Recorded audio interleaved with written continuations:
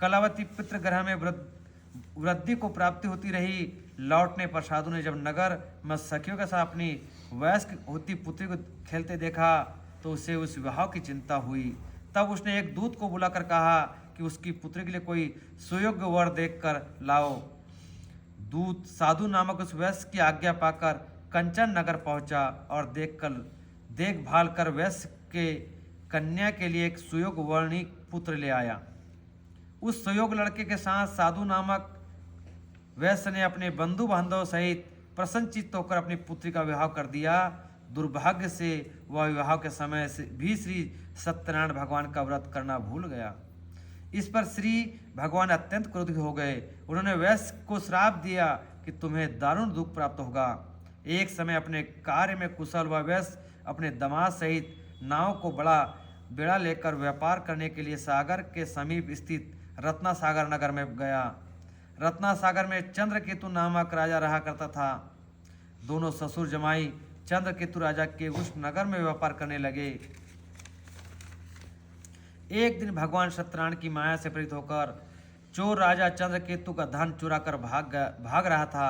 राजा के दूतों को अपने पीछे तेजी से आते देखकर चोर ने घबरा कर राजा के धन को उस वैश्य की नाव में चुपचाप रख दिया जहां वे ससुर जमाई ठहरे हुए थे और भाग गया। जब राजदूतों ने उस वैश्य के पास राजा के धन को रखा देखा तो उन्होंने उस ससुर दामाद को ही चोर समझा। उन ससुर दामाद दोनों को बांध कर ले गए और राजा के समीप जाकर बोले, आपका धन चुराने वाले ये दो चोर हम पकड़ कर लाए हैं, देखकर आज्ञा दे। तब राजा ने उस वैश्य की बात सुनी ही उन्हें कारागार में डालने की आज्ञा दे दी। इस प्रकार राजा की आज्ञा से उनको कारावास में डाल दिया गया तथा उनका सारा धन भी छीन लिया गया। सत्यनारायण भगवान के श्राप के कारण वैश्य की पत्नी लीलावती की पुत्री कलावती भी घर पर बहुत दुखी रहने लगी। उनका सारा धन चोर चुरा कर ले गए। मानसिक और शारीरिक पीड़ा तथा दुख प्यास से अति दुखी हो भोजन की आस में कलावती एक ब्राह्मण के घर गई। उसने ब्राह्मण को भी सत्यनारायण भगवान का व्रत विधि पूर्वक करते देखा।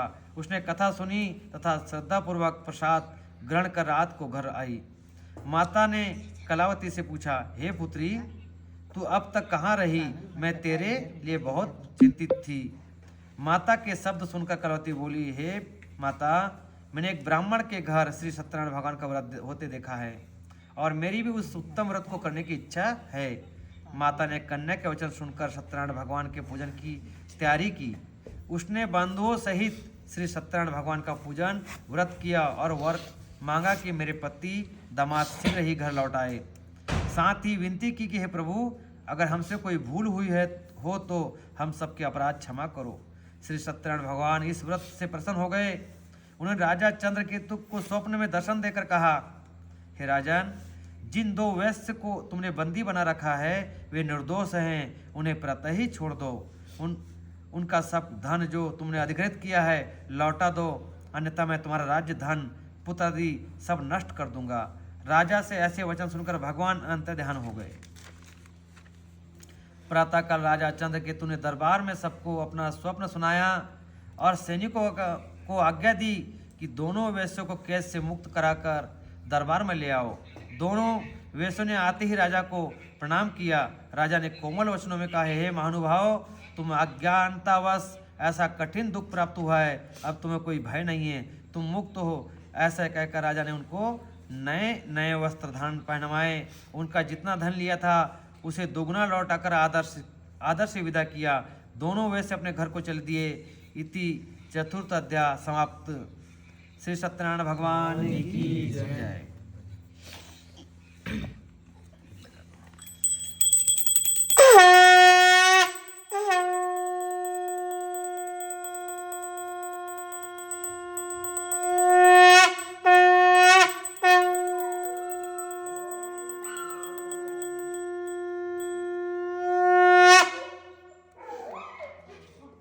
बोलो सत्यनारायण भगवान की जय। हम आप चतुर्थ अध्याय शुरू करते हैं। सूर्य ने आगे कहा, वैश्य ने यात्रा आरंभ की, अपने नगर की ओर चला। उनके थोड़ी दूर आगे बढ़ने पर दंडी वेशधारी श्री सत्यनारायण भगवान ने उसकी परीक्षा लेने हेतु उससे पूछा, हे वैश्य, तेरी नाव में क्या है? अभिमानी वाणिक हंसता हुआ बोला, हे दंडी, आप ऐसा क्यों पूछते हैं? क्या धन लेने की कामना है? मेरी नाव तो बैल और पत्ते भरे हैं। मेरी नाव में तो बैल और पत्ते भरे हैं। वैश्य के ऐसे वचन सुनकर दंडी वेशधारी श्री सत्यनारायण भगवान बोले, तुम्हारा वचन सत्य है। ऐसा कहकर वहां से चले गए। कुछ दूर जाकर समुद्र के तट पर बैठ गए। दंडी महाराज के जाने के पश्चात वैश्य ने नित्य प्रक्रिया से निवृत्त होने के बाद नाव को ऊंची उठी देखकर अचंबा किया तथा नाव में बैल पत्ते आदि देखकर मूर्छित हो जमीन